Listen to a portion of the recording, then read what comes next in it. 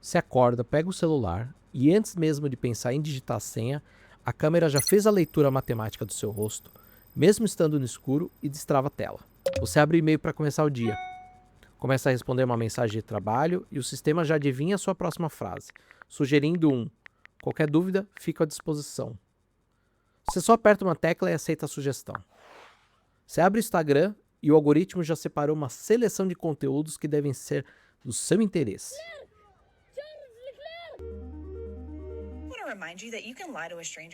Mesmo você não conhecendo a maioria dos rostos que passam pela sua tela. Na hora de sair de casa, você liga o aplicativo de GPS no carro e ele já recalcula sua rota em segundos para desviar do acidente. Ou, se você pega o metrô, entre um vagão sem maquinista, conduzindo de forma 100% autônoma, por um sistema onde todos os trens da linha conversam entre si em tempo real, calculando a velocidade e a distância exata da forma sincronizada. Próxima estação. Next station. São Paulo, Morumbi. Na hora do almoço, você desce para comer. Encosta o celular na maquininha e o pagamento é aprovado em milissegundos. O sistema do banco, lá do outro lado, cruzou dezenas de variáveis silenciosas para ter certeza que é você, e não um fraudador. À tarde, você faz uma busca rápida na internet para tentar comprar uma passagem aérea. Ou uma geladeira nova. A partir daquele exato momento, aquele produto passa a te perseguir em todos os sites e redes sociais que você abre. O algoritmo mapeou o seu desejo e te colocou numa prateleira invisível de consumidores. À noite, você chega em casa exausto. Deita no sofá e liga a TV. Você abre o seu streaming favorito e o aplicativo já montou uma fileira de sugestões perfeitamente alinhada com o seu gosto, jogando na sua tela a mensagem: porque você assistiu a série X, achamos que vai gostar dessa aqui. O sistema mapeou seus últimos meses de maratonas e decidiu seu entretenimento por você. É só dar play. Tudo isso que a gente acabou de descrever pontuou o dia de muitas pessoas, do início ao fim, talvez até mesmo o seu dia. E tudo isso é inteligência artificial. Sabe o que é mais louco? Nenhuma dessas coisas tem a ver com ChatGPT, Gemini, Claude ou qualquer outra IA generativa que você adotou no seu dia a dia. Nos últimos anos, nós fomos bombardeados pela ideia de que a inteligência artificial nasceu ontem, de que ela é uma revolução inédita, materializada num robô falante que escreve e-mails, cria imagens do Papa com jaqueta puffer e ameaça os nossos empregos. Acontece que essa ideia é, no mínimo, uma ilusão. Uma amnésia coletiva que o marketing ajudou a criar. Eu sou Vitor Vasquez, diretor executivo do Inova Social. E eu sou Andressa Giordano, editora-chefe do Inova Social, e essa é a nova temporada do podcast do Inova Social. Uma temporada inteira para a gente entender o que é, de fato, a inteligência artificial, indo além da embalagem futurista que vendem pra gente. E nós queremos deixar uma coisa muito clara aqui no nosso primeiro encontro. A nossa ideia nessa temporada não é fazer um papo técnico. Ninguém aqui vai usar um jargão difícil ou exigir que você saiba programar para entender o que é um algoritmo. Mas para a gente poder mergulhar de cabeça e discutir esse tema nos próximos episódios, precisamos colocar todo mundo na mesma página. Você e nós precisamos saber onde estamos pisando. Se a inteligência artificial já fazia parte do nosso cotidiano há anos, por que só agora ela passou a ser percebida como uma ruptura na história da humanidade? Inova Social apresenta A Era da Inteligência Artificial. Episódio 1, Antes do Hype. Para a gente entender o presente, é preciso olhar para o retrovisor, bem lá para trás, e com calma. O ano não é 2022, o ano é 1950.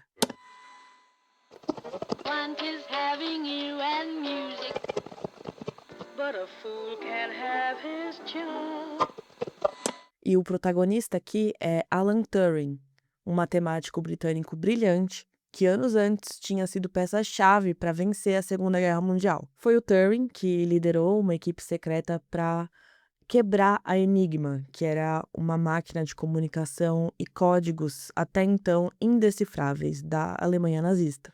Basicamente, ele projetou uma máquina analítica para derrotar outra máquina, um feito que os historiadores dizem ter cortado a guerra em pelo menos 2 anos e salvo milhões de vidas. Com a guerra terminada, o cérebro dele continua acelerado. Em outubro de 1950, ele publica um artigo científico numa revista acadêmica muito prestigiada chamada Mind. O título do artigo era burocrático: para a época. Máquinas de computação e inteligência. Mas o que explodiu a cabeça da comunidade científica foi a primeira seção do texto. Ele propôs o jogo da imitação, fazendo uma pergunta muito direta e que a gente usa até hoje. As máquinas podem pensar? E aí, elas podem? As máquinas podem vir a pensar como seres humanos? A maioria das pessoas diz que não. O senhor não é a maioria. O problema é que está fazendo uma pergunta idiota. Estou? É claro que as máquinas não podem pensar como as pessoas. Uma máquina é diferente de uma pessoa. Logo, elas pensam diferente. A pergunta interessante é, só porque algo pensa diferente de você, isso significa que ela não está pensando?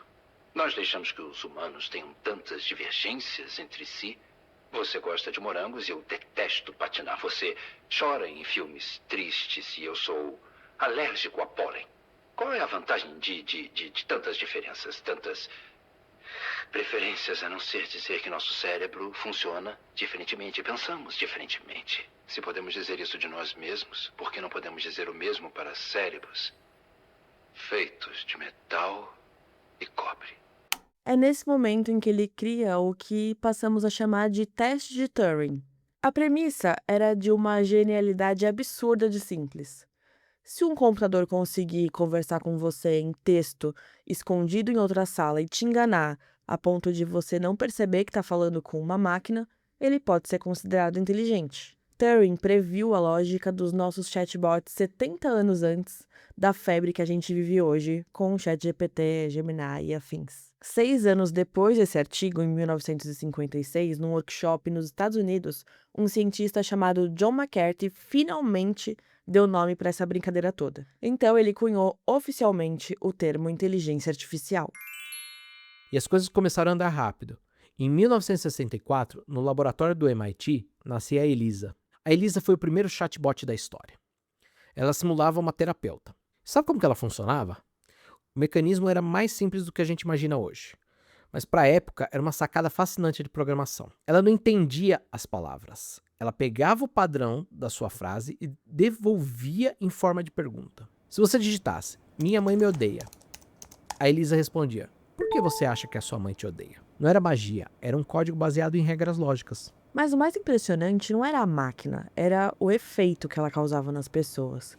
Os pacientes sentavam na frente daquele computador e choravam e desabafavam os seus problemas mais íntimos com uma tela. E saltando para os dias de hoje, é exatamente a mesma coisa que muita gente faz desabafando com o ChatGPT de madrugada, esperando um conselho sentimental de um servidor no Vale do Silício. Naquela época, os cientistas trabalhavam com o que a gente chama de inteligência artificial simbólica. Eles achavam que para criar uma inteligência, era só escrever um código de computador com todas as regras da lógica humana. Uma árvore infinita de, se acontecer isso, faça aquilo. E para jogos de tabuleiro, isso funcionou perfeitamente. Um jogo de xadrez tem regras fixas, um número limitado de casas e de peças.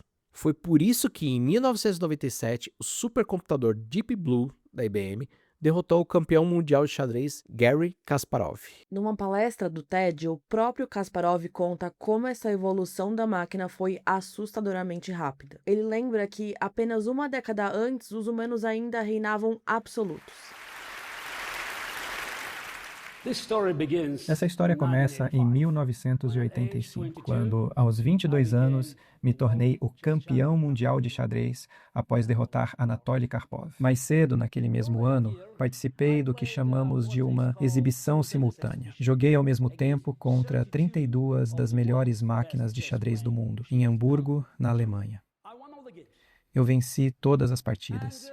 E naquela época, ninguém considerou uma grande surpresa o fato de eu conseguir derrotar 32 computadores ao mesmo tempo. Para mim, aquela foi a era de ouro. As máquinas eram fracas e o meu cabelo era forte. Mas apenas 12 anos depois, eu estava lutando pela minha vida contra um único computador. Apenas um computador. Mas que abalou Kasparov não só na matemática, como no psicológico. Acostumado a ler as fraquezas dos seus oponentes, o campeão se viu pela primeira vez de frente com um vazio perturbador. Quando conheci o Deep Blue pela primeira vez, em fevereiro de 1996, eu já era campeão mundial havia mais de 10 anos. Eu estava acostumado a analisar as jogadas dos meus oponentes e a avaliar o estado emocional de cada um deles. Eu observava a linguagem corporal, olhava nos olhos e tentava entender o que estava acontecendo do outro lado do tabuleiro. Então, eu me sentei diante do Deep Blue. Quase imediatamente, eu senti algo novo, algo perturbador. Eu perdi aquela partida e não conseguia parar de me perguntar: será que ele era invencível? Será que o meu amado jogo de xadrez havia chegado ao fim? Eram dúvidas humanas, medos humanos. E a única coisa que eu sabia com certeza era que o meu oponente, o Deep Blue, não tinha absolutamente nenhuma dessas preocupações. O Deep Blue não tinha medos, não suava frio, não sentia o coração acelerar com a pressão do relógio ou com o peso da plateia olhando para ele. Ali, a máquina provou que, em ambientes fechados e puramente lógicos, ela já era superior ao nosso cérebro. Mas Kasparov faz questão de tirar o misticismo dessa derrota. Ele nos lembra de que a máquina não acordou um dia e decidiu aprender a jogar xadrez sozinha. Eu era o Monte Everest e o Deep Blue chegou ao topo. Mas eu preciso dizer, é claro, que não foi exatamente o Deep Blue que fez isso.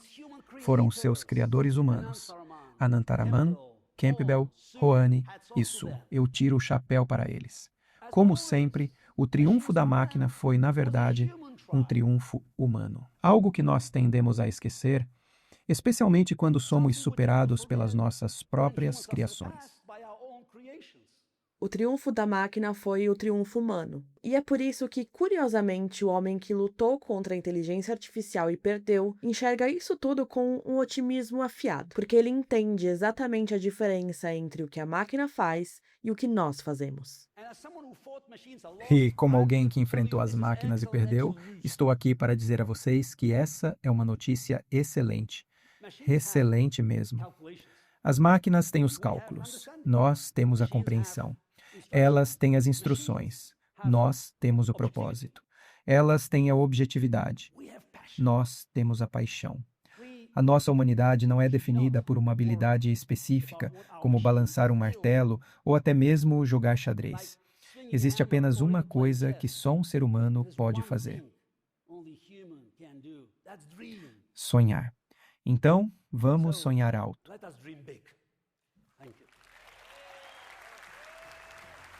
Ali, a máquina provou que em ambientes fechados e lógicos, ela era muito superior ao nosso cérebro. O problema é que o Deep Blue ganhava do Kasparov no xadrez, mas não tinha capacidade de entender uma piada ou saber o que fazer se alguém trocasse a cor do tabuleiro. Porque a vida real não é um jogo de xadrez. O mundo real é caótico, bagunçado. A linguagem tem gíria, ironia, duplo sentido. O clima muda do nada. O comportamento de consumo do ser humano é completamente irracional. Imagina tentar escrever uma regra lógica de se isso, então aquilo, para ensinar um computador a reconhecer a foto de um cachorro. É impossível.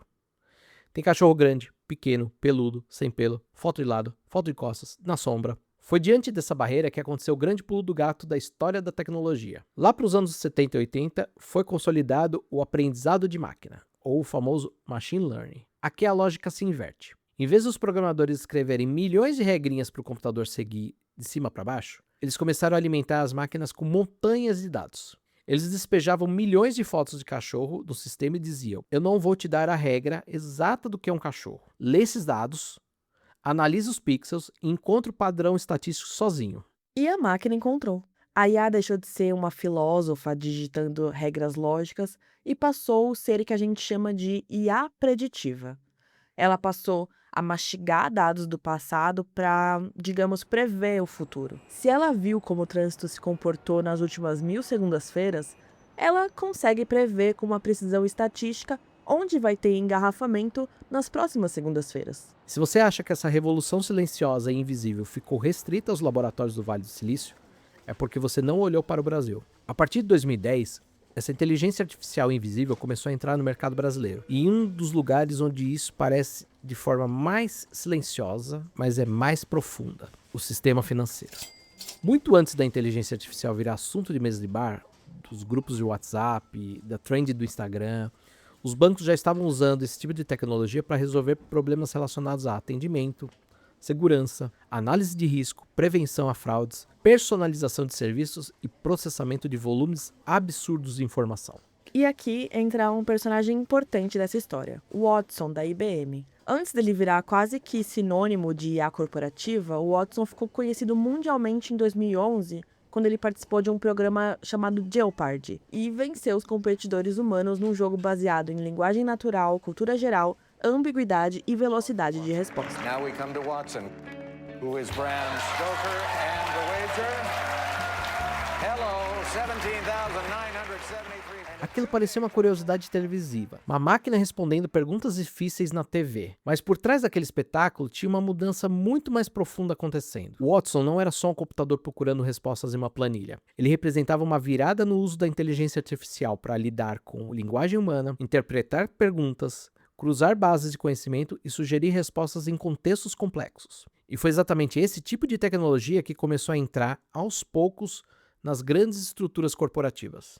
No Brasil, instituições financeiras, empresas de atendimento, varejo, saúde, telecomunicações e diferentes setores começaram a olhar para a inteligência artificial não como um robô futurista, mas como uma ferramenta de eficiência operacional.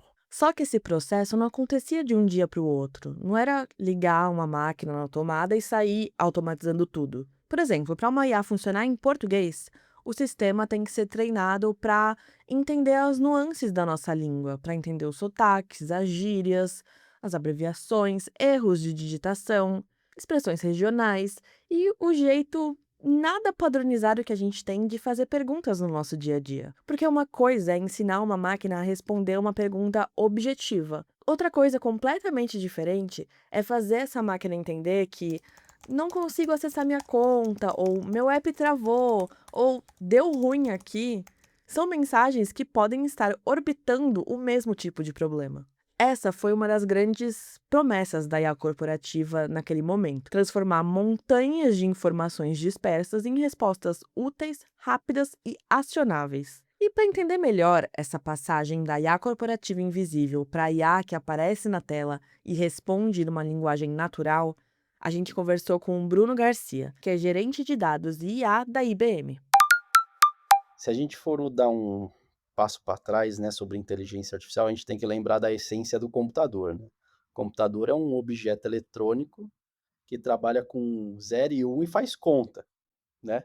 Então não é porque os computadores hoje estão mais potentes, mais rápidos, que eles deixaram de ser grandes calculadoras, né?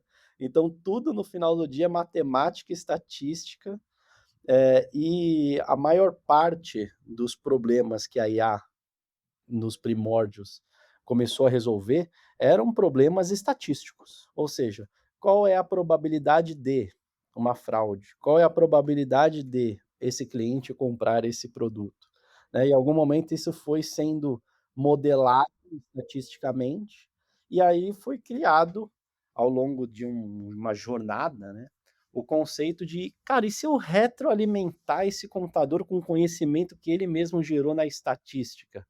E aí isso foi chamado de aprendizado de máquina, né?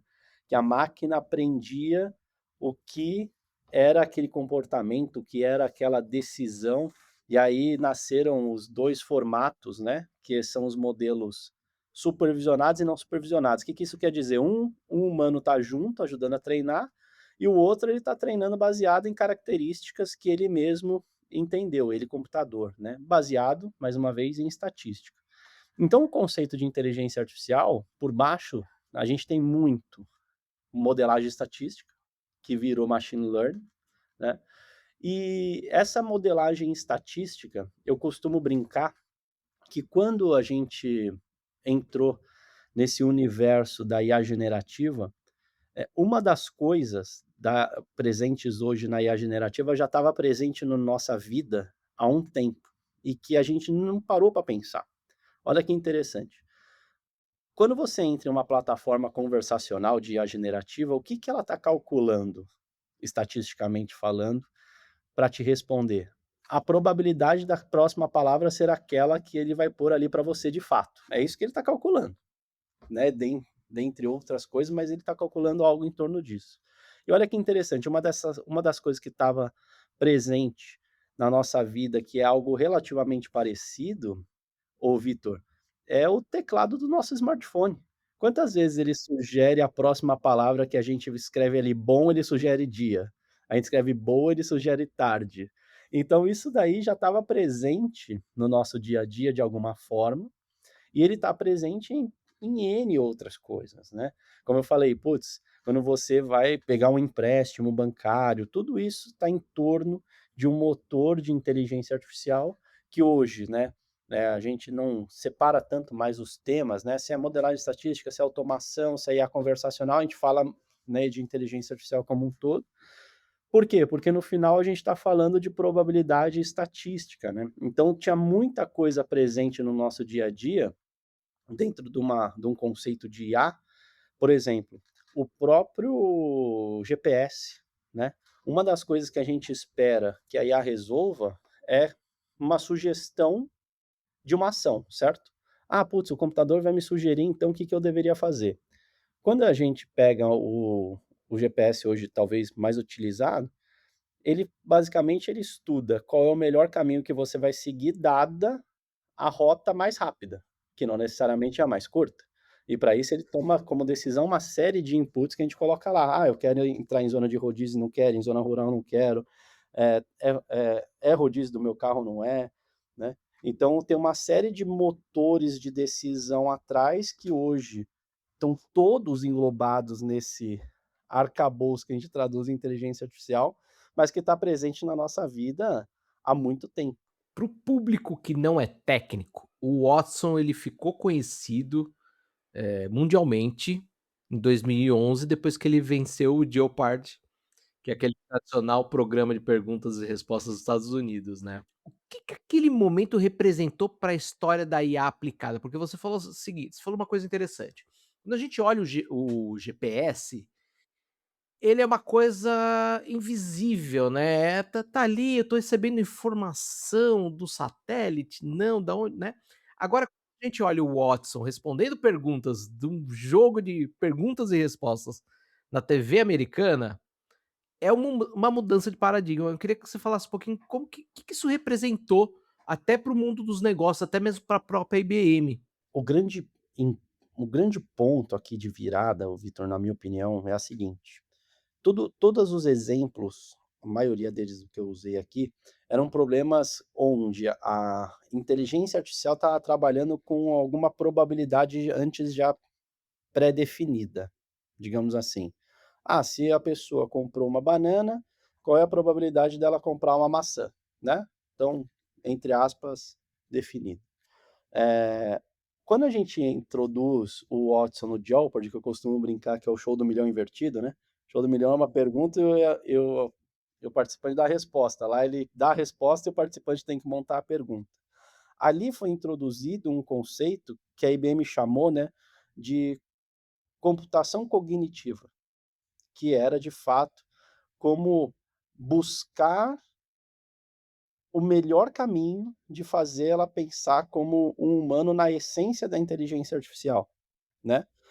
Que era, principalmente, que foi a essência do programa, interpretar textos e responder textos, né?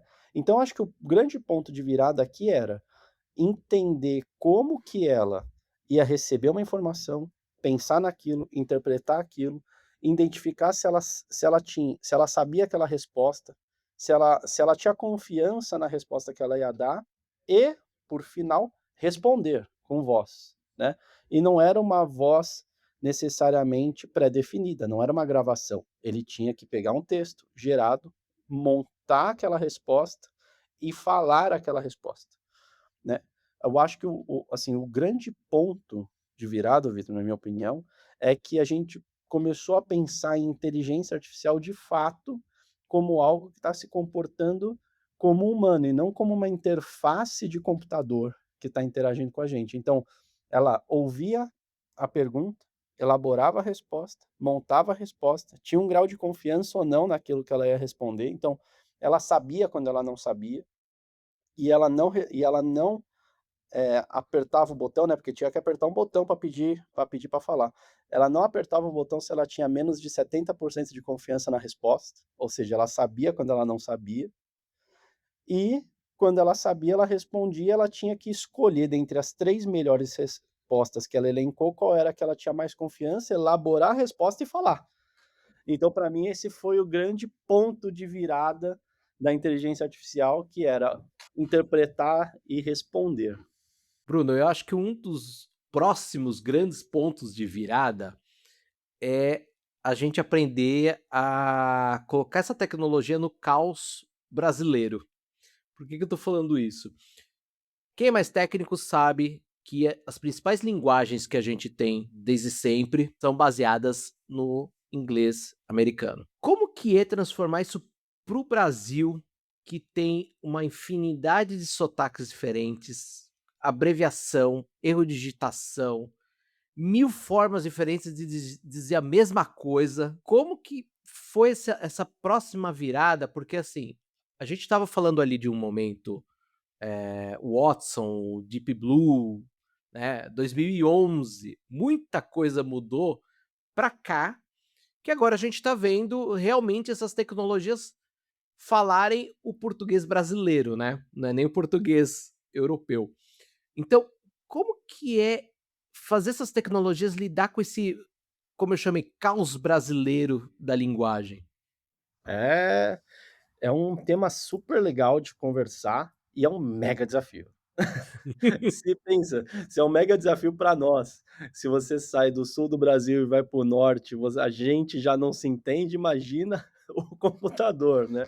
Mas é um tema super bacana. Assim, a IBM ela esteve inserida nesse universo desde o começo, né? Como a gente falou aqui. Então, 2011 lançou, e aí veio o primeiro grande caso global referência da IBM, que foi a Bia do Bradesco. E naquela época, o Watson não falava português. Então foi o primeiro grande projeto onde houve uma parceria, né, da IBM com o Bradesco para treinarmos juntos essa inteligência artificial. Lembrando que nessa época, né, de fato você tinha que treinar ela de um jeito para ela aprender a língua. Olha que interessante. Se a gente falava assim, olha, isso daqui é um gato. Ela olhava e falava assim, é um bichinho, peludinho, 4 patas, tem um rabo, tem uns bigodinhos e a orelha pontuda. Aí mostrava outra foto, esse daqui é um gato, ó. E aí, mesma coisa. Legal. Aí mostrava um gato preto. Legal, um gato. Aí mostrava um leão. Pô, tem 4 patas, é peludinho, tem um rabo, tem o bigodinho e tem as orelhas pra cima. O que é isso? É um gato. Você fica, não é um gato, é um leão. Então, assim, você tinha de fato que fazer que o mercado chamou de enforced training, né? Ou seja, tinha que algumas coisas fazer um treinamento de fato forçado. Hoje, nesse novo mundo da IA generativa, existem outras técnicas de treinamento onde o seu intuito está em treinar um modelo de linguagem. Aquele modelo de linguagem ele vai se expandindo conforme você vai pondo mais conhecimento dentro dele, ele vai interpretando outras características através de documentos, de pesquisas, através de input manual mesmo nosso aqui, né, interagindo com ele, falando, não, ó, que volta a ser meio que um enforced training, mas o intuito é que ele interprete todo o contexto da linguagem, né? A IBM também, isso é um ponto interessante, né? A IBM não parou no tempo, né? Então aquele Watson lá de 2011, hoje, ele é já um outro amigo, digamos assim, né? Hoje ele conversa em português ou em outras línguas, sem necessariamente a gente ter que ficar lá ensinando que existem várias palavras diferentes para o mesmo objeto, digamos assim, né? Por quê? Porque existem uma série de documentos, uma série de contextos que foram dados para essa IA nova, que o mercado chamou de IA generativa, né? Onde o intuito é que ela tenha por baixo dela um modelo que deixa de ser exclusivamente estatístico para ser um modelo de linguagem, que o mercado chamou de LLM, né? Large Language Model, ou seja, modelos de linguagem em grande conteúdo, né? De linguagem grande, significa de grande conteúdo, né? Ou seja, eu dou para ele um universo gigantesco de informação que o mercado fala, né? Esse daqui tem 20 bilhões de parâmetros. A gente fala como se fosse algo normal, né? Ah, esse daqui é 20 bi. Cara, 20 bilhões de parâmetros, cara, é coisa demais, né? E tudo isso é uma evolução em torno do que eu falei, do modelo de aprendizado de máquina. Então a máquina ela vai se aprendendo com ela mesma. E aí existem N técnicas, lógico, eu estou sendo aqui bem, né, superficial na minha fala, mas existe uma série de técnicas que estão ali naquele bastidor, onde a máquina ela vai aprendendo com ela mesma, com outro texto, ela vai quebrando aquele texto, entende que aquilo, nossa, na verdade isso daqui é um verbo, então aí ele vai entendendo tudo aquilo e ele vai aprendendo. E ele faz isso com N linguagens. Lógico que quanto mais aquela língua tem disponibilidade de documentação, mais rápido aquele LLM, aquele modelo de linguagem, vai aprender a sua língua. Agora, se existem pouquíssimas documentações, pouquíssimos estudos científicos, etc., que você vai dar para aquela linguagem aprender, a chance dela aprender por definição, assim, beleza, ela vai aprender. Mas a chance dela alucinar e começar a responder em outra língua é altíssimo, porque o que ela vai fazer? Ela vai bater com a comparação que ela tem de outras linguagens. E aí ela vai perceber que ela sabe responder aquilo em outra língua, ela vai responder em outra língua. Então, quanto mais, obviamente, a gente incentivar, se eu puder falar dessa forma, a ler documentos naquela linguagem, mais propício ela vai estar a entender a diferença de palavras que têm o mesmo significado que para o Nordeste é uma coisa e para o Sul é outra. Vou dar um exemplo. Aquele, acho que a gente nem sabe o nome, né? Aqueles negocinho que tem no meio da rua amarelinho com um refletor. Tem gente que chama aquilo de olho de gato. Uma vez no Rio de Janeiro eu descobri que no Rio de Janeiro, não, acho que foi no Rio de Janeiro, o pessoal falou que aquilo chama gelo baiano. Aí eu falei, cara, como assim gelo? Né? Então, assim, isso é algo que se você não ensinar de verdade para IA, não vai estar em nenhum documento científico que aquilo lá é gelo baiano. Então, volta aquele ponto, né? Existe um cuidado de, obviamente, existir curadoria, mas a própria IA, no momento atual, ter condições de interpretar algumas coisas, né? E você tem perguntas polêmicas, como, por exemplo, explicar para IA o que é um cuscuz, né? Cara, isso daí se pegar o mineiro e o paulista vai dar briga. Bruno, a gente falou aqui muito sobre a parte da frente, vamos assim dizer, da tecnologia, então a parte que fala muito com o público, mas a gente sabe que agora a gente também está num momento de discussão, até mesmo em âmbito do país, da infraestrutura. Eu queria que você falasse um pouquinho quais são os desafios e como que a IBM hoje tem atuado nessa infraestrutura, governança para essa inteligência artificial operar em escala. Eu citei anteriormente o Deep Blue. Teve um momento que a gente estava falando de supercomputadores, que eram máquinas únicas e tudo mais. Só que hoje a gente precisa de escala. E a gente sabe que essa escala também tem um impacto. Eu queria que você comentasse um pouquinho disso, como que vocês estão operando. Excelente. Acho que um dos tópicos você mesmo trouxe, Vitor. A IBM ela tem uma mega preocupação de ajudar as empresas a escalar em dois sentidos, né? Primeiro, aquele projeto tem que fazer sentido financeiramente, então tem que te trazer um ganho em eficiência operacional. Senão é um projeto divertido, né? Mas o divertido ele para por aí, né? E o segundo, que você trouxe perfeito, que é a governança. Então, vou quebrar minha fala aqui em alguns tópicos. A governança é um dos primeiros pontos que a IBM destaca e é um dos principais desafios que a gente encontra. Aí, quando a gente fala sobre governança, esse tema ele se destrincha em vários universos, Vitor. Um exemplo de governança. Cara, eu estou usando informação que tem copyright, que eu não deveria usar. né? Eu fiz a simulação de uma voz de uma pessoa famosa que eu não deveria ter feito, né?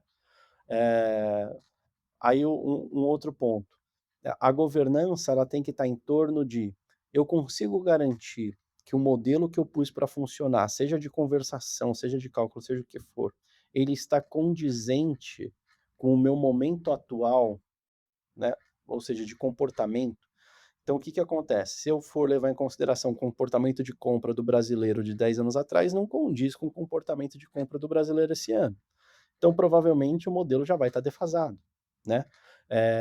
E eu preciso garantir que eu tenho métricas de ver se o modelo está desviando daquilo que ele não deveria desviar, ou se ele está começando a errar aquilo que ele acertava, né? Só que governança, o Vitor, ele se estende para um outro tema muito interessante, e às vezes pouco falado, que é a governança do dado que treina aquela IA. Porque se eu não governo o dado que treina aquela IA, provavelmente eu estou permitindo que entre um dado que está enviesado, ou um dado que gera uma distorção da realidade, ou um dado que tem informação equivocada, que não veio de uma fonte fidedigna. Então eu preciso garantir a governança daquela informação que treina o meu modelo. Então, você falou de desafios, né? Um dos principais desafios é garantir a governança do dado, do modelo, da resposta, e agora, desse mundo novo que a gente vem falando, né? Que é interessante, né, Vitor? Antes a gente só falava de IA generativa e LLM, agora não se fala mais nisso, agora é agentes, né? Então, como é que eu faço a governança desses N agentes que estão por aí na empresa, executando alguma atividade que, se a gente não tiver algum controle, isso pode se perder. E aí a governança eu implementei o guarda-reio correto para ele não executar alguma atividade que ele acha que ele poderia executar. Eu tenho governança para ver se ele está acessando informações que ele não deveria acessar. E se está, eu tenho governança para garantir que ele não está respondendo aquela informação, né? Porque, vamos lembrar, a legislação ela está aí, né? Então, eu consigo garantir que aquela IA não está acessando uma base de clientes e passando um CPF que eu não deveria por causa da LGPD, né? A Lei Geral de Proteção ao Dado, né? Além de ser informação, né? Informação sensível, é o que a LGPD prevê, né? E bem como garantir, não sei se, né? Acho que vocês devem ter visto aí, saiu uma notícia esses dias de uma empresa que não aplicou os guarda-reios, né, ou seja, os controles devidos num agente, e o agente foi lá e deletou um banco de dados na produção de uma empresa.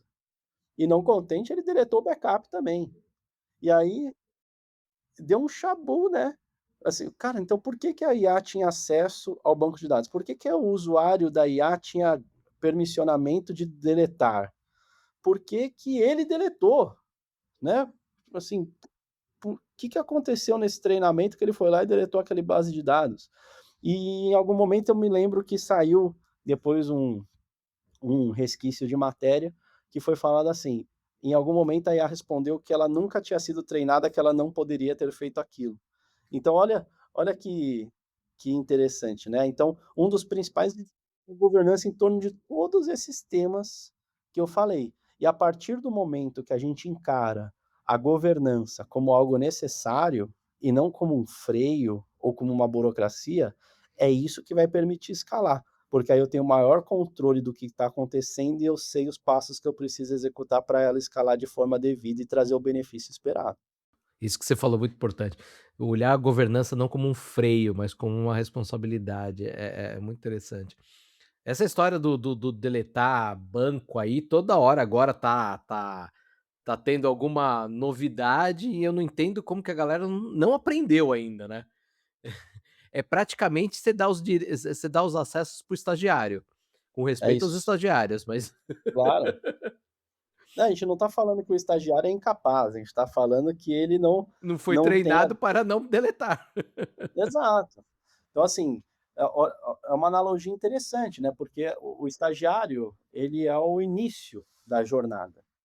E a IA, como agêntica, cara, a gente, o mundo dada a velocidade, está normalizando a velocidade que as coisas acontecem. A gente não falava de agentes de IA há, sei lá, 7 meses atrás. Eu ia falar 6 meses. Ninguém Então a gente está sabia. falando que existe uma criatura de 7 meses de idade que a gente espera que se comporte como um adulto de mais de 30. É isso, essa é a analogia com, né, com o estagiário que você falou. Então, onde que entra a nossa responsabilidade? De garantir que ela funcione da forma devida, que a gente passe as instruções devidas e que ela opere da forma que deveria operar, dada as condições, as regras e o compliance daquela empresa. Que é um exemplo. Existe uma discussão no mundo, no mercado, que se os agentes de IA eles vão se comportar como funcionários digitais, de quem é a responsabilidade de ser o gerente daquele agente? É do gerente cuja IA está atuando na área? É do gerente de TI? É do engenheiro que desenvolveu o agente? É da empresa que forneceu aquele modelo de IA? De quem é a responsabilidade da atuação daquele agente?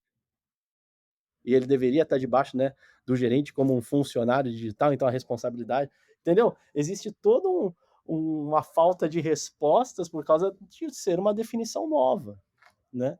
Então a governança é extremamente necessária para que a gente possa exercitar de forma mais controlada e extrair os resultados esperados, né? Perfeito. Você falou uma coisa interessante, as novas definições, né? O que muda daqui para frente na forma como as empresas, as pessoas se relacionam com a inteligência artificial, na sua visão?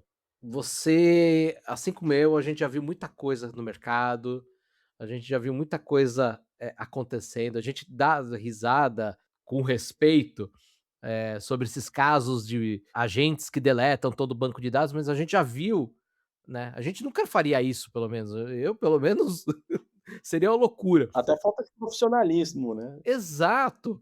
Eu queria escutar de você como que você vê daqui para frente. Eu sei que a gente falar em futuro nesse mercado tá muito difícil, porque foi o que você comentou, os agentes têm 6, 7 meses de idade, né. Então, falar em futuro no campo da IA é falar daqui 6 meses, e não mais 1 ano, 2 anos ou 5 anos. Mas eu queria que você falasse um pouquinho o que você vê disso. Bom, primeiro disclaimer aqui, né? Não tem mais volta, não importa o que aconteça. Acho que todo mundo se acostumou a algumas questões que vão ser complexas daqui para frente no quesito dar meia volta, não tem como, né? Então, eu acho que esse é o primeiro ponto.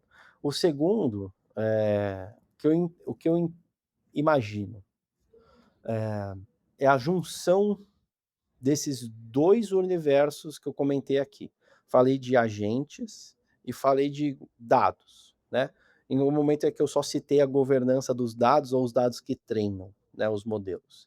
E agora, se nós pensarmos, para não confundir as palavras, se nós pensarmos que os agentes são pessoas digitais que executam aquelas tarefas junto com a gente, como um funcionário digital, como um analista, como um conselheiro profissional, etc.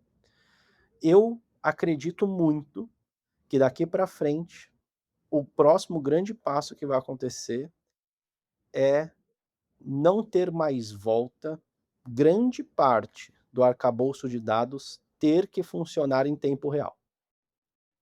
Por quê? Porque uma coisa, Vitor, é eu e você, nós estarmos aqui na empresa e eu tô com uma dúvida. Aí eu falo assim, Vitor, cara, me tira uma dúvida. Tô com esse caso aqui, assim, assim, assado. Como é que tá aí? Ah, beleza, entendi. Foi um telefonema de 10 segundos, certo? Peguei a informação ao vivo com você e tenho condições de passá-la para frente. Como que nós vamos esperar que os agentes de IA funcionem o mais próximo possível da vida real da empresa? Vamos pôr aqui a empresa no caso, né? Da vida real da empresa, dos processos, das tomadas de decisão, etc., se o dado não chegar nela em tempo real, de algum sistema, para que ela tome aquela próxima atitude. É normal a gente pensar que, os fluxos, né, de dados, era normal a gente falar de dia anterior. Era normal a gente falar de, o período da manhã.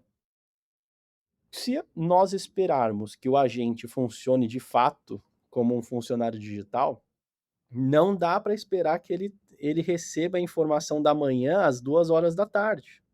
Ele precisa receber o dado em tempo real. Então, para mim, o próximo grande passo é como que as transações da empresa são disponibilizadas o mais próximo possível do tempo real para esses agentes.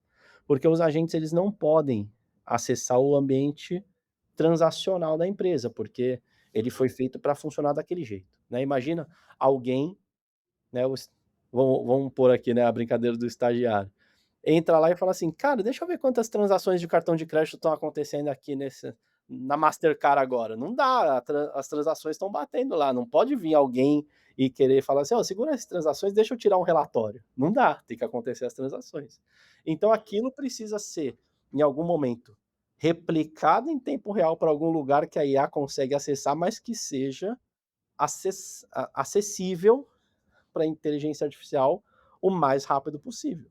Senão, aquela expectativa que eu tenho de um agente ir lá e me acionar, sei lá, no WhatsApp, porque eu estou deixando uma oportunidade legal passar, ele não adianta nada ele me avisar depois de amanhã, porque aí eu já perdi a oportunidade legal, né? Então, eu acho que o grande passo agora é como as empresas, elas, se eu trouxer aqui para um âmbito empresarial, né, se adaptam para esse ambiente de arquitetura em tempo real. As várias empresas já falam, né, que, não, eu coloquei aqui um componente aqui de baixa latência, um replicador, mas não adianta se você não consumir ele a quente. A partir do momento que ele é guardado em algum lugar, é o que eu brinco, né? É como se fosse um Lego. Eu tenho um balde gigante.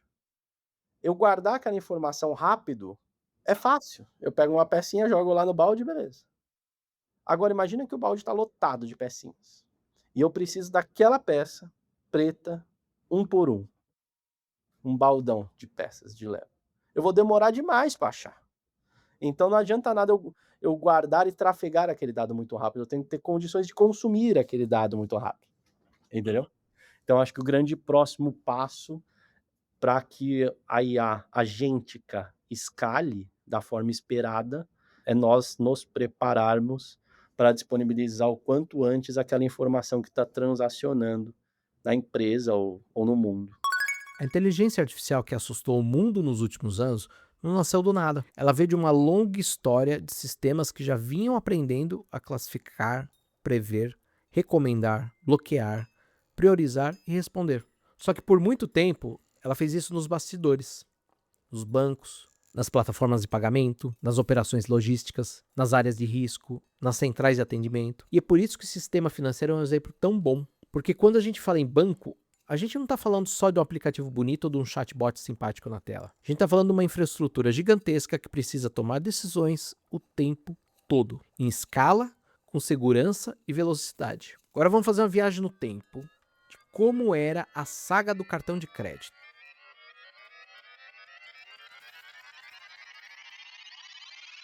Se você lembra disso aqui, me desculpe, mas você está denunciando a sua idade. Mas se você for mais novo, deixa eu ilustrar um pouco como que essa banda tocava antigamente. Lá no começo, passar o cartão era um evento físico. Aliás, era um evento. Existia uma maquininha de decalque, o famoso zip-zap, que o lojista passava com uma força por cima do cartão, usando papel carbono. Se a compra fosse um pouco mais alta, o lojista tinha que pegar o telefone de fio e ligar para a operadora, esperar um ser humano do outro lado da linha autorizar a transação. A fraude corria solta. O processo demorava minutos. Depois, a coisa ficou digital. a gente começou a passar o cartão nas maquininhas eletrônicas. Mas o cérebro por trás de tudo isso ainda era, em grande parte, baseado em sistemas rígidos, cheio de regras lógicas engessadas. Lembra quando você viajava para outro estado, tentava comprar um jantar e o cartão era bloqueado do nada? A regra era mais ou menos como: se a compra acontecer em outro estado, fora do padrão habitual, em determinado horário, bloqueie por segurança. Só que a vida real nunca coube muito bem numa regra fixa.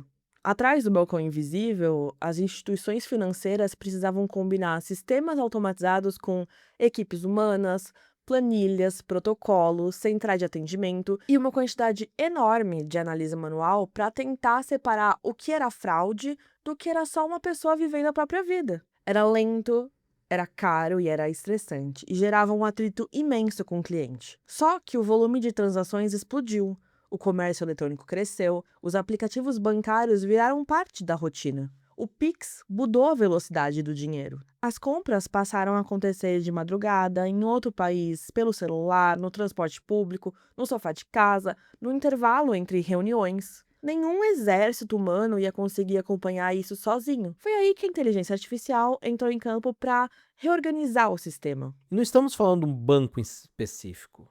Bancos tradicionais, bandeiras de cartão, empresas de tecnologia financeira, adquirentes, fintechs, plataformas de pagamento, passaram a operar em cima dessa revolução silenciosa. A inteligência artificial começou a substituir parte das regrinhas inflexíveis por modelos capazes de aprender padrões. Quando você encosta o cartão hoje e a compra é aprovada em milissegundos, não tem um humano olhando a sua conta naquele instante. Tem um sistema avaliando uma combinação gigantesca de sinais. Onde você está, qual o seu histórico de consumo, qual o valor da compra, qual o horário, qual o estabelecimento, qual dispositivo você está usando, como aquela transação se compara ao seu comportamento normal e como que ela se compara a milhões de outras transações parecidas que já aconteceram antes. A IA não precisa saber quem você é como pessoa. Ela precisa reconhecer padrões. E, com base nesses padrões, decidir se aquilo parece seguro, suspeito ou urgente demais para deixar passar. É assim que uma compra legítima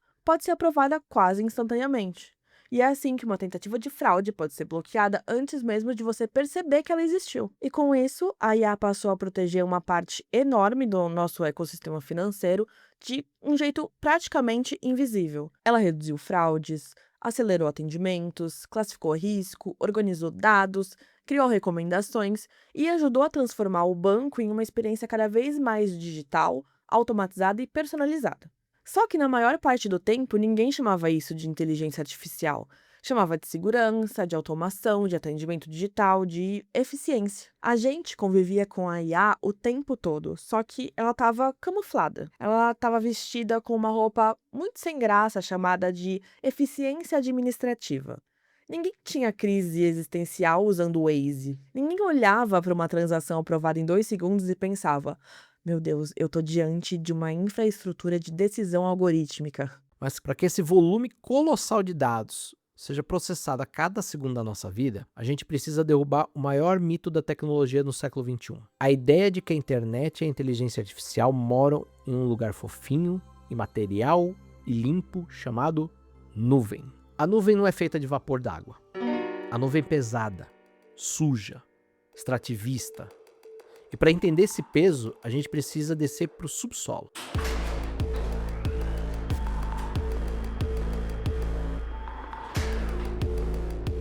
Toda vez que você pede para que o modelo de linguagem avançado resuma um texto ou gere uma imagem engraçada, existe uma máquina física gigante trabalhando lá do outro lado do mundo. São os data centers, galpões imensos do tamanho de estádios de futebol, abarrotados de supercomputadores que rodam no limite térmico. Para que esses computadores não derretam, eles precisam ser resfriados. Sabe como que a gente resfria isso?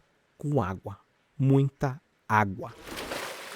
Pesquisas ambientais mostram que uma conversa curta com as inteligências artificiais de última geração consomem, em média, meio litro de água doce e purificada dos servidores. No ano passado, o consumo global dessa infraestrutura de tecnologia esbarrou na casa de 1 trilhão de litros de água, competindo diretamente com o abastecimento humano em regiões que já sofrem com secas. Isso sem falar da cadeia de suprimentos. Os chips avançados que treinam a inteligência artificial dependem de minerais críticos, dependem do lítio, extraído de salinas secas aqui na América do Sul, dependem do cobalto, escavado até a exaustão na República Democrática do Congo e, frequentemente, sob acusações de trabalho degradante e impactos ecológicos irreversíveis. A verdade é que a IA contemporânea é a espinha dorsal de uma indústria pesada. E o pior, ela não extrai só do planeta, ela extrai das pessoas. Os algoritmos não aprendem sozinhos, de uma forma mágica. Para que um chatbot saiba diferenciar uma foto inofensiva de um conteúdo abusivo, violento ou ilegal, alguém precisou ensinar a máquina. Isso é o que pesquisadores como a antropóloga Mary Gray e estudiosos de universidades brasileiras chamam de ghost work, o trabalho fantasma. Existe um exército invisível de pessoas trabalhando em plataformas terceirizadas, escondidas na Índia, nas Filipinas, no Quênia e até aqui na América Latina. Pessoas ganhando menos de $2 por hora para passar o dia inteiro lendo, filtrando e rotulando manualmente os piores conteúdos da nossa sociedade. Todo lixo tóxico, sádico e criminoso que é descartado na rede passa pelos olhos dessas pessoas para que a IA aprenda a bloqueá-los. Eles limpam o esgoto da internet até a exaustão psicológica. Muitos deles, inclusive, desenvolvendo estresse pós-traumático, para que nós possamos ter uma conversa civilizada, estéril e segura com a máquina pelo celular. Aqui chegamos em um outro abismo. O que exatamente nós estamos ensinando para essas máquinas? A gente tem essa mania inocente de achar que a tecnologia e a matemática são coisas neutras, que o computador não tem preconceito, mas a inteligência artificial não cai do céu. Ela aprende lendo os nossos dados. E os nossos dados estão completamente contaminados por séculos de desigualdade. É o que os sociólogos e especialistas em ética chamam de racismo algorítmico. Quando um sistema de policionamento preditivo ou de reconhecimento facial falha, ele falha muito mais ao tentar identificar rostos de pessoas negras e periféricas. As Big Techs usam a desculpa de complexidade algorítmica para esconder o viés. É a famosa dupla opacidade. O código é fechado. Ninguém sabe exatamente o que a máquina leu para chegar naquela conclusão, mas a empresa vende o resultado como uma decisão puramente técnica e matemática. Quando, na verdade, a inteligência artificial muitas vezes age como um espelho de alta tecnologia refletindo e automatizando os nossos piores preconceitos estruturais em velocidade máxima. Mas, Andressa, se a IA já vigiava o nosso cartão de crédito, consumia água do planeta, exigia trabalho fantasma e espalhava viés há anos, por que a gente surtou só agora? A resposta é que a IA mudou de fase. Ela deixou de ser apenas preditiva e virou generativa. Ela parou de só ler planilhas para o executivo de banco e começou a escrever poemas, a argumentar, imitar vozes perfeitamente, a criar vídeos e imagens realistas. Ela começou a emular a nossa criatividade. Na sociologia da tecnologia, isso foi batizado como a quarta ferida narcísica. A primeira ferida aconteceu quando Copérnico tirou a Terra do centro do universo. A segunda foi quando Darwin provou que nós não somos o centro da criação, mas viemos dos animais. A terceira foi quando Freud mostrou que a gente não manda nem na nossa própria mente inconsciente. E agora, a quarta ferida narcísica. A inteligência artificial chegou para esfregar na nossa cara que o raciocínio analítico, a linguagem e a criatividade talvez não sejam coisas exclusivas do ser humano. Mas será que a máquina está mesmo pensando? Do ponto de vista científico e filosófico rigoroso, não está. Ela é só um gigantesco mecanismo estatístico. Ela prevê com precisão matemática impressionante qual é a próxima palavra que faz sentido naquela frase. A máquina não sente, ela não sofre, ela não ama, ela não tem medo do futuro e nem sabe o que é dor. Ela simula a nossa afetividade, mas ela não possui nenhuma. E é exatamente aí que mora a armadilha. Como a máquina finge muito bem que sabe as coisas, nós caímos no conforto de entregar as tarefas para ela. O ser humano é um animal que constrói a realidade contando histórias. O nosso pensamento crítico evolui pelo atrito, pelo esforço de estruturar uma ideia e colocar no papel. Quando a gente delega a escrita, a arte, o pensamento para o algoritmo, a gente não está só ganhando tempo, a gente está desumanizando o tecido social. A grande lição dessa história é que a inteligência artificial não começou quando ela ganhou uma janela de conversa. Antes disso, ela já estava no nosso cotidiano. Ela ajudava a organizar estoques, calcular riscos, recomendar caminhos, detectar fraudes, classificar imagens, priorizar atendimentos, prever comportamentos e transformar dados em decisões. Muitas vezes isso trouxe ganhos reais. Mais velocidade, mais escala, mais precisão, menos desperdício, menos atrito. Em muitos contextos, a inteligência artificial não apareceu como ameaça, ela apareceu como ferramenta, como eficiência, apoio e infraestrutura. Só que essa eficiência nunca foi neutra. Para operar em escala, ela também passou a depender de uma infraestrutura pesada, feita de energia, água, minérios, centro de dados e o trabalho humano invisível. E ao aprender com esses dados do mundo, ela também aprendeu com as desigualdades do mundo, com os nossos vieses, os nossos padrões históricos, nossas exclusões. A inteligência artificial já estava entre a gente, só que na maior parte do tempo ela estava nos bastidores. A gente convivia com ela sem necessariamente nomear aquilo como inteligência artificial. Até que uma coisa mudou. O algoritmo saiu do fundo da operação e veio para a superfície da conversa. Ganhou uma interface amigável, uma voz, uma promessa. E quando a inteligência artificial começou a responder em linguagem natural, ela deixou de parecer apenas uma tecnologia de bastidor e passou a parecer uma parceira, uma conselheira, uma professora, uma médica, uma assistente, uma solução incrível. Foi aí que a percepção pública mudou de lugar. A pergunta deixou de ser como essa tecnologia aumenta a eficiência e passou a ser até onde essa tecnologia pode nos ajudar a enfrentar problemas que são grandes demais para resolvermos sozinhos. Crise climática, educação desigual, saúde pública, acesso a direitos, desmatamento, enchentes, diagnósticos, políticas sociais. De repente, a inteligência artificial passou a ser apresentada não só como uma ferramenta útil, mas como uma promessa de transformação. E é essa promessa que importa.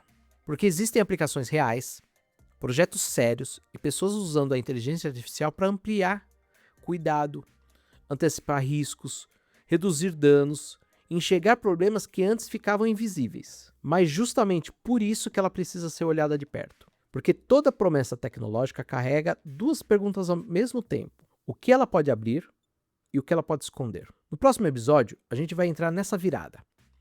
Quando a inteligência artificial deixou de ser apenas uma tecnologia silenciosa de eficiência e passou a ocupar outro lugar no imaginário público, o de solução para o bem. A gente vai investigar como governos, empresas, fundações, organizações e mídia começaram a apresentar a inteligência artificial como uma ferramenta capaz de enfrentar alguns dos maiores desafios sociais e ambientais do nosso tempo. Eu sou Vitor Vasquez e esse episódio tem pesquisa e estruturação de roteiro de Andressa Giordano, com o argumento original de Vitor Vasquez e Andressa Giordano, e a concepção e o desenvolvimento estratégico dessa temporada conta com a colaboração de Gabriel Cardoso, gerente executivo do Instituto Sabin. A edição e mixagem e o desenho do som são da Com Limão & Co. O Inova Social é uma iniciativa do Instituto Sabin. Se você achou que esse episódio explodiu um pouco a sua cabeça de como a tecnologia funciona de verdade, não deixa de seguir a gente no seu tocador de podcast favorito. E compartilhe o link desse episódio com aquele grupo do WhatsApp que está precisando entender um pouquinho mais o que é inteligência artificial. A gente se encontra no próximo episódio, A Promessa do Bem.